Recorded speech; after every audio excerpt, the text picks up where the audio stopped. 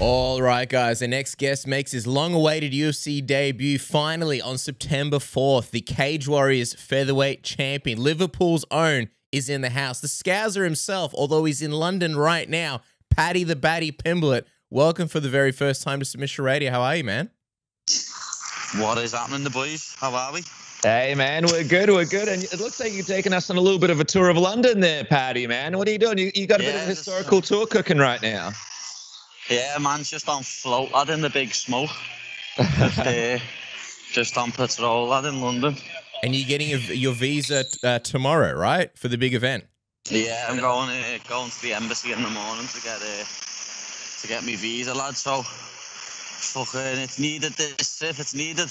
Yeah, dude. I was going to say, where's the new dog at? Where's Lenny? Why isn't Lenny there? Lad, he's with the missus, lad, back at home. Can't wait to tell you that you've just asked about the dog. Brilliant, that, you know. Every interview I've had lately, lad, he keeps getting involved, lad, and jumping in. He's more famous than me. Yeah, I got to ask, man, Lenny, is that a Simpsons-inspired name? And if you guys get the second dog, is that a no-brainer? Is that going to be Carl? No, to be honest, lad. At first, I wanted to call him Benny because of the film City of God and how cool Benny is on that. But we just went with Lenny and it's stuck, lad. So it's nothing to do with Lenny off The Simpsons, but he is dopey, so it probably is a good name for him. I just want to clear something up as well. Now that we got the dog name out of the way, Paddy, we saw you had some strong thoughts, some strong comments about those people who enjoy Weet-Bix with no milk. Now, I got to be honest with you. It's not something that I could do personally, and it's bothered me for years. But for those who missed your comments on it, what do you think of those sickos? Lad, if you have Weet-Bix with no sugar on, you're a proper sex offender, lad. Yes. Lad, it's disgusting, lad. How can you have that, lad? It's proper rough gear, that. Don't understand how anyone can have Weet-Bix without sugar, lad. It just makes you feel sick. Yeah, I think it's the diet of serial killers, right? Wake up, eat some dry Weet-Bix. I don't know what's wrong with these people. But That's disgusting, lad. by the way, you're still banned on Instagram. What's going on, man? It's an absolute joke, lad. Absolute joke. Being banned on Instagram for giving trolls, who all they do is give people shit, just giving it back, and I've been banned, lad. It's an absolute joke. Yeah, what's the latest on that? Have you spoken to the UFC about getting that back? Apparently, I have some secret account that can just make everything go away. No, I've tried to get in touch with the UFC, obviously, but it's my manager what's sorting it, Graham Boylan, lad.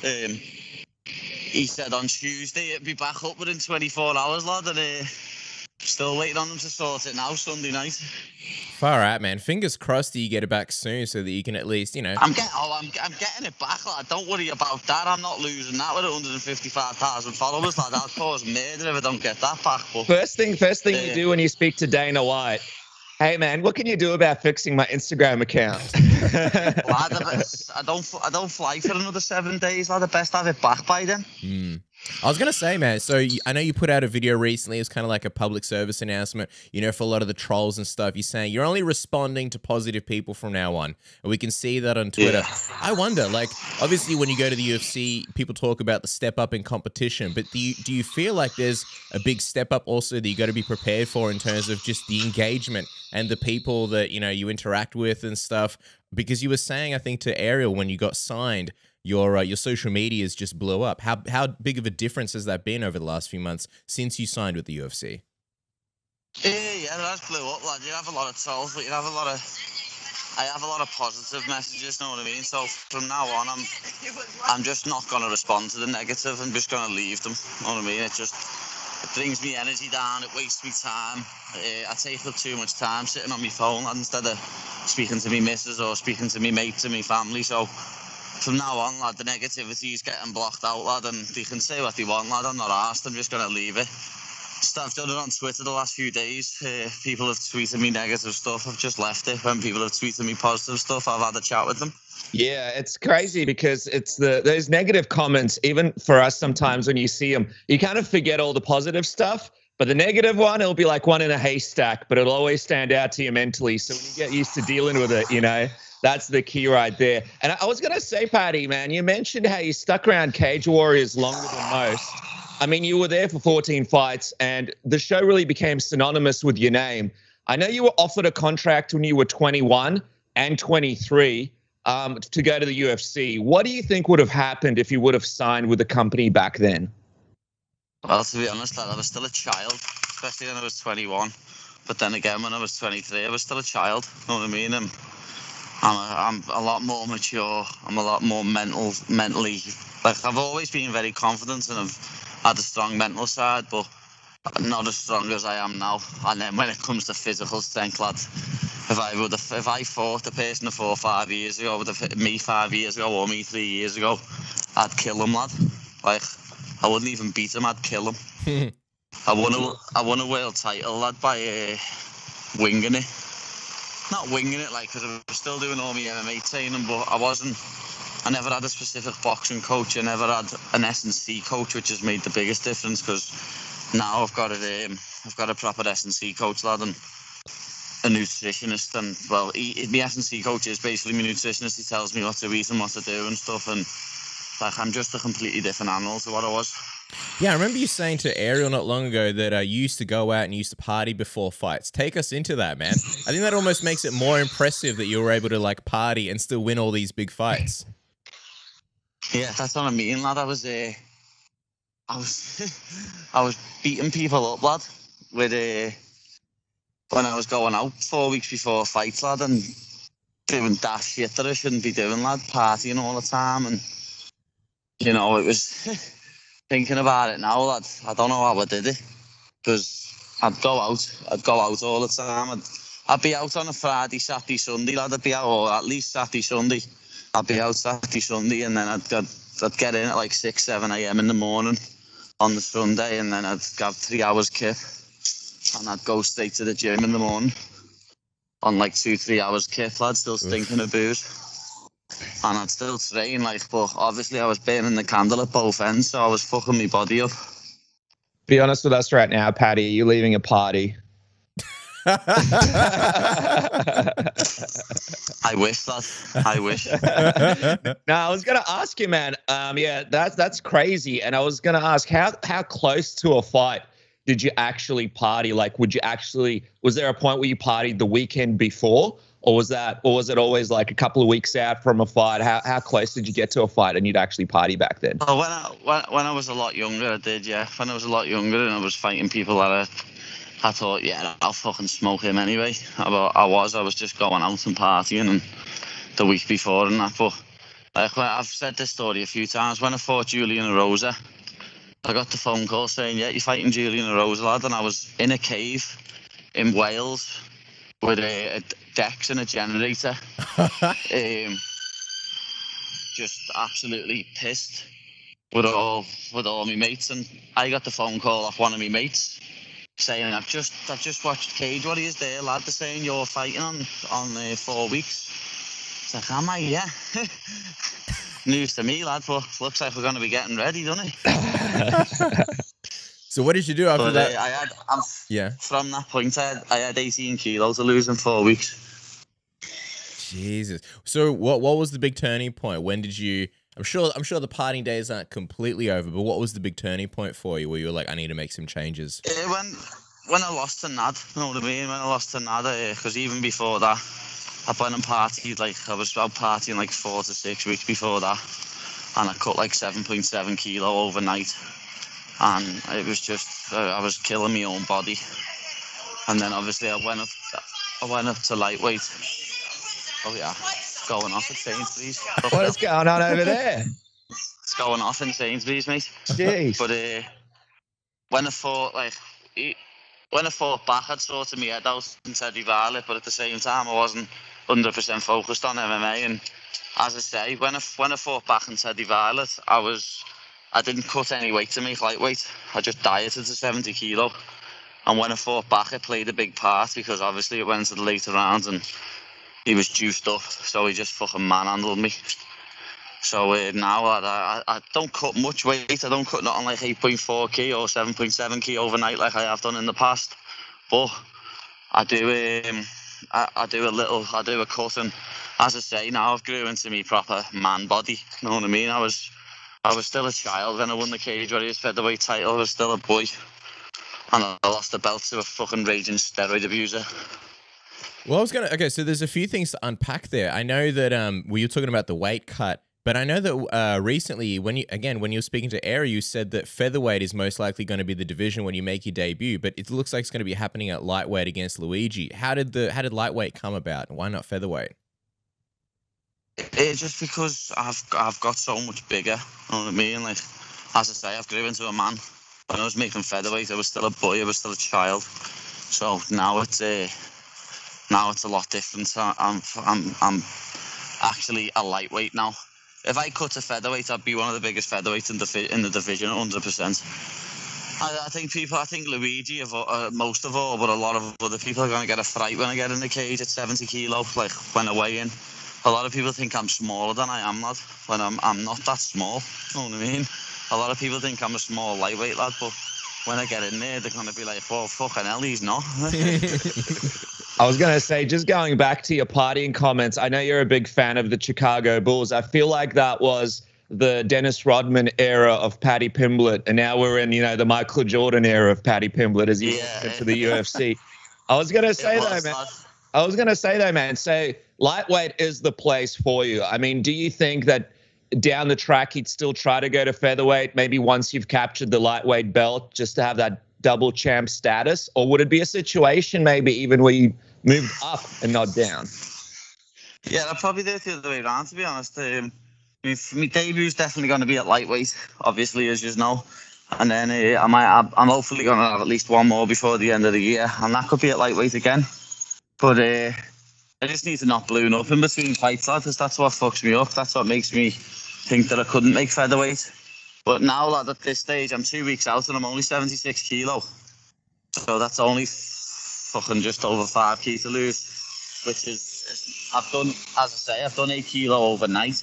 So 5 kilo in 2 weeks is none. When it gets to this stage of camp is when I start thinking, oh, could I make featherweight? But I don't want to risk my health, because the more weight you cut, the less amount of fights you're having in your career. It's that simple. How do you feel about this card and this whole event being dubbed the Paddy Pimblett Show? Because it is. Does that put pressure on you at all? No, lad, I've fought in my own town in front of 10, 20, 12,000 of my own fans, lad, in Liverpool. Nothing's going to be as much pressure as that, lad, especially when you fucking lost there. And I feel like that's one of the many experiences that you take with you into this UFC run. I see in interviews, Paddy, so many people keep bringing up this parallel between you and Conor McGregor's debut. And I kind of get this feeling from you that you're kind of getting sick of this question. And you're not even in media week yet. You'll probably be getting it thrown at your face over and over. But are you kind of getting annoyed at people comparing you to Conor McGregor so much going into this card? It's not so much annoying, because obviously he's the biggest star the sport's ever seen. So it's nice in one perspective, but at the same time, it's annoying because I'm my own man, lad. Like, no one's Paddy the Baddy, lad. Conor McGregor's his own man, and I'll never be like him, and he'll never be like me. I'm one of a kind, lad. You're never gonna get anyone else like me. Yeah, absolutely. And I mean, we were looking at your chat with James Lynch. You guys had a really fun chat, and you were talking about some of the greatest of all times. You did your GOAT list. And I'm wondering, man, when it comes to Conor McGregor, where do you rate him? I mean, obviously he wasn't on your GOAT list, but he had a great run. He was able to hold 2 belts. He may be on the downswing of his career, but is there anything about his legacy that stands out to you that sort of could have been on that list for you if it wasn't for some of the stuff that's happened recently? If he wouldn't have ever come back, if he would have retired after beating Eddie Alvarez, you could probably have him in your top 10. You know what I mean? You probably could, but I don't know where I'd have him now, like top 15, top 20, maybe. Yeah. He's half tarnished it, like. Yeah, no, it's definitely a different sort of era for McGregor. I know you were talking to Michael Bisping about how 6 years ago in a post-fight interview, you said if you fought McGregor, he'd get smoked. But I'm wondering, man, after the Conor that you see in the last couple of fights, in your mind, does that fight get finished even quicker than in your mind back 6 years ago when you first gave that initial prediction? No, lad, still now to this day, doesn't matter who you put in there in front of me, I still think I'll beat them. And I think that's what every MMA fighter should be like. If you're an MMA fighter and you think someone will beat you, you're in the wrong sport, lad. It's not the sport we do. Yeah. This isn't footy, lad. Know what I mean? This is a fighting sport, and if you don't think you can beat someone, you shouldn't be in there with them. I still say to this day, lad, get me in there with Conor McGregor, lad, and I'll submit him in 2 or 3 rounds. Yeah, absolutely. And I know when you were speaking on the GOAT list, you had to recently clarify your comments about Khabib not being on your GOAT list because you put Fedor on there. And by the way, we're huge Fedor fans, so we totally understand it. I'm just wondering, though, dude, do you feel like people take these lists a little bit too seriously? I mean, I think they were created for people just to have a little bit of fun. I mean, you can't literally create a list and scientifically prove it correctly. It's more just based on people's preferences and what they enjoy about the sport. Do you feel like people have crazy reactions to these things sometimes and it's just supposed to be a little bit of fun? Yeah, it's just opinions, lad. The way I explain it is opinions are like arseholes, lad. Everyone's got one. So you just gotta get on with it, haven't you? Like the Khabib fans online are worse than the Conor fans now. It's embarrassing. You can't say a bad word about him. You know what I mean? I said he's not the 155. I mean, I said he's not the GOAT. I said he is the 155 GOAT. People took no notice of that and just said, oh, you said he's not the GOAT, this and that. I started getting called a Muslim hater because I said he wasn't the greatest of all time. That's crazy. When he's not. I don't care what anyone says. He's not the GOAT, lad. You've got to have longevity in this sport to be the GOAT. And he hasn't had longevity. He had 3 title defenses. John Jones has had, what, 12? Yeah, absolutely. I mean, I was going to say I absolutely don't understand the criticism because I think everybody is entitled to their opinion to create their GOAT list. And for some people, their GOAT is based not even on wins. It's based on the emotional connection that they had with that fighter when they had the fight and the battles that person had. I'm just wondering, though, I know that Khabib is retired, Paddy, and people were talking about this GSP fight for ages, but do you think that if you have the run that you believe you're going to have in the UFC, you become the champion, you get your title defenses under your belt, do you believe you could be the guy that gets Khabib out of retirement because you'll present as the biggest challenge the division has seen in quite some time? I'd love that, lad. I would. I'd love that, but I can't see him coming back at all. He's become the Karen of the MMA scene, hasn't he, lad? See him on the podcast with Mike Tyson the other day.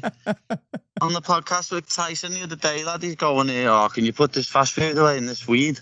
No, lad, it's his podcast. He'll do what he wants. Shut up. No, lad. You've been invited on as a guest, lad. Do as you're told, you divvy. The Karen of MMA. Love it. Speaking of divvies, don't be a divvy. Don't toy with your manhood with that old rusty razor. Get the Manscaped Lawnmower 4.0, and it's really the best grooming tool on the market and the only thing you should be using on your junk with the skin-safe technology. It won't cut you. It's got 7,000 RPM of power. It's got the LED light that you can now turn off whenever you want. It's waterproof. It's got the travel lock so it doesn't go off in your bag. And with Father's Day coming up here in Australia around the corner, get the Performance Package 4.0 for Dad. Treat him so that he can look after himself and be in pristine condition in his old age. It's got the Weed Whacker as well in the Performance Package 4.0, so you can trim your nose hairs. I did mine actually just the other day.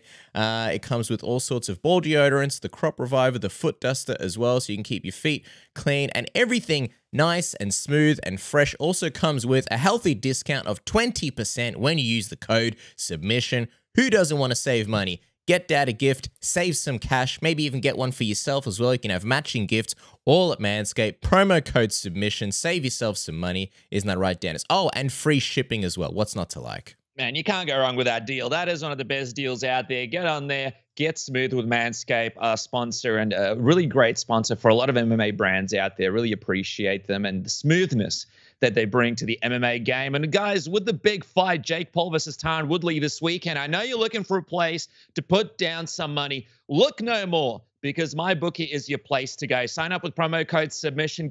Take advantage of up to a $1,000 bonus on your first deposit. You know, a bit of cheddar always makes it better. And of course, with this fight between Jake Paul and Tyron Woodley, there is some money to be made. So bet anything, anytime, anywhere with the promo code SUBMISSION and our friends at MyBookie. And also, with that big fight, I mean, you got to find a pub to watch it. So if you're out of lockdown, there is only one app to prepare you for finding the right venue, and that is Matchpoint.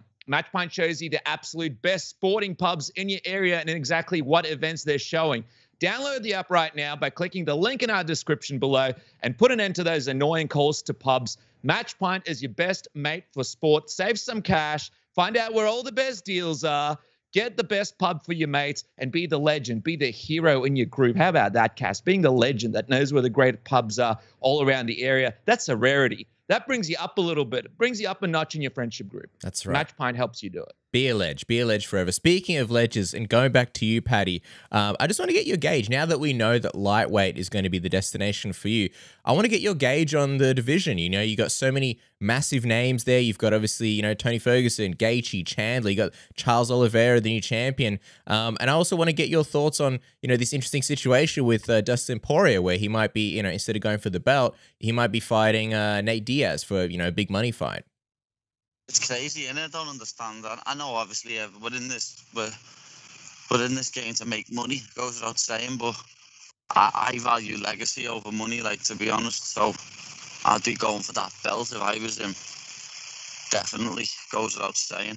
But I proper like Charles Oliveira, me lad. From since I started watching MMA, he's one of the fighters that's been going, and like he's had so many losses, so many ups and downs, but he's ended up with the belt, lad, and it's just a proper feel-good story, and I really like Charlie Olives, but if Poirier fights him, I think Poirier knocks him out.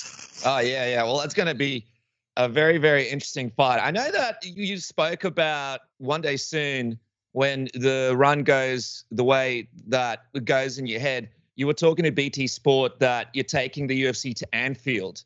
And I'm wondering, man, when you think about that scenario, it's absolutely crazy. I mean, such a big venue, such a historic moment. But in your mind, who do you see yourself fighting and filling out that huge venue against? Oh, man, lad, and I'll be honest, it's the one who's tarnished his own legacy, lad. Who you An Irishman versus Scouser in there, lad. It'd be fucking rowdy. Paddy, I think something's gone on with the audio. I think you've sounded robotic for some reason. Is something the wire? No, I'm good. I've got my earphones in. Can you hear me? Okay, I think it's a little bit better. Yeah, it was a little bit funny. Now it's a bit better. Yeah.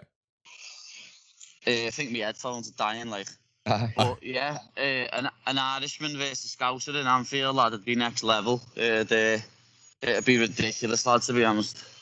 How do you think that comes together? I know you were saying that you expect to be champion in the next 2 or 3 years. How would you see that fight coming together, that trajectory of it?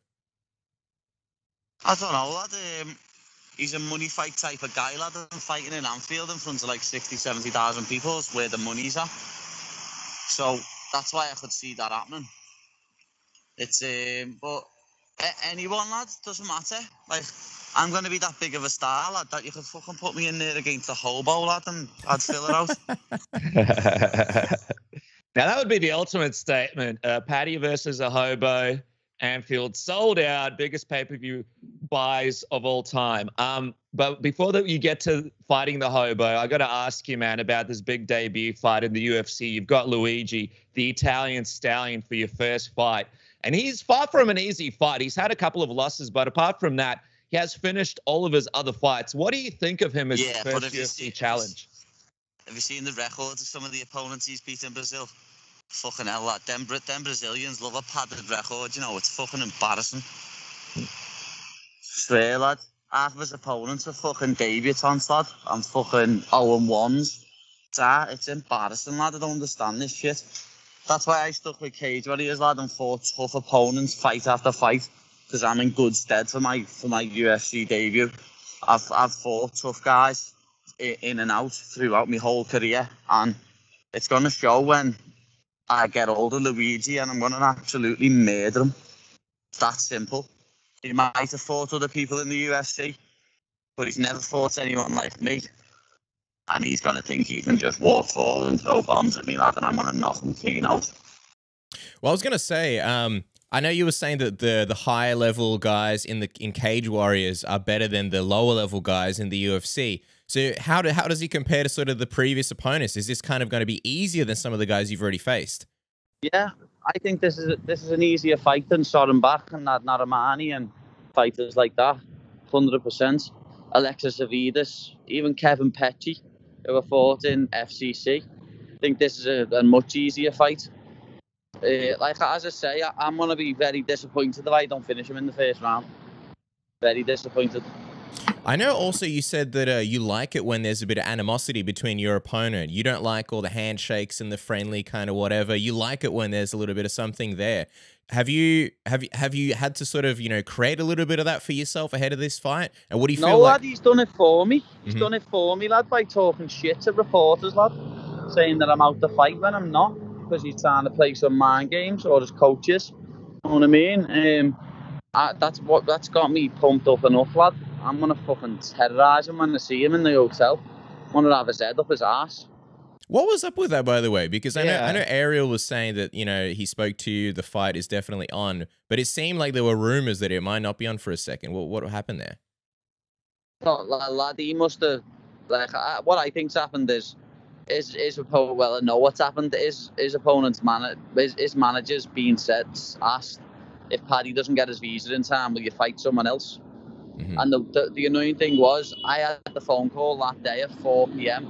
to tell me I had my embassy meeting on Monday. And then that night at like 11 in the night, that got put out there that I was out to fight. And I already had me meeting for the embassy. I knew I was coming here today to have me meeting on Monday morning. So, like, the fact that journalist come out and said, oh, the information was right at the time. No, it wasn't, lad. Stop lying. Yeah, I know a lot of people were freaking out when they saw that, but we're super excited about the fact that it's all going to plan. We're going to let you go in a sec, Paddy, but before we do, I know that you said if everything goes to plan and you come out unscathed, you want on that Abu Dhabi card on October 30th, UFC 267. Is that someone in the top 15 next in your target sites if everything goes to plan? I'll be honest, lad.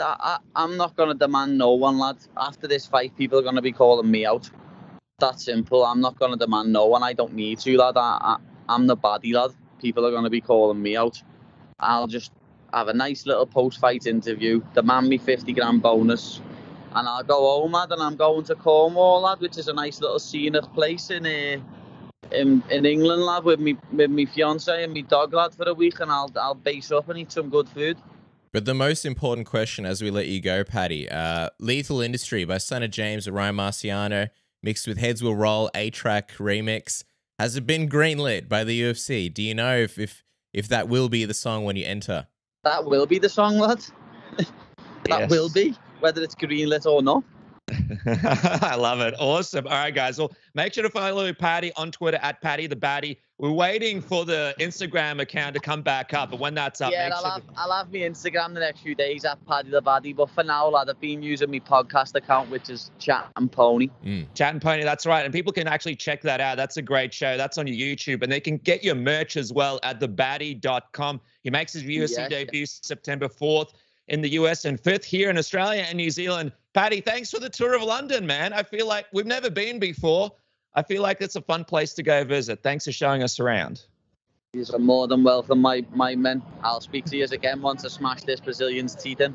Looking forward to it. Thanks, Paddy. Bye. Cool, boys.